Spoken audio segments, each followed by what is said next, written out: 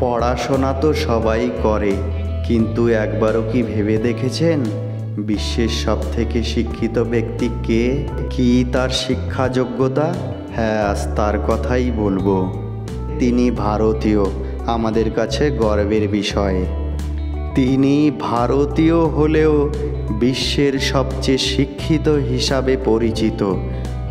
নাম শ্রীকান্ত জিস্কার। 1954 সালে মহারাষ্ট্রে জন্মগ্রহণ করেন। তিনি 42টি আলাদা আলাদা বিশ্ববিদ্যালয়ে পড়াশোনা করেছেন।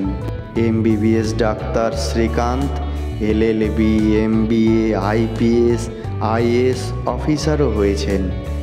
এছাড়াও আরও 20টি বিষয়ে MA ডিগ্রি অর্জন করেছিলেন। এছাড়াও বেশ কয়েকটি বিষয়ে BA পাশ করেন।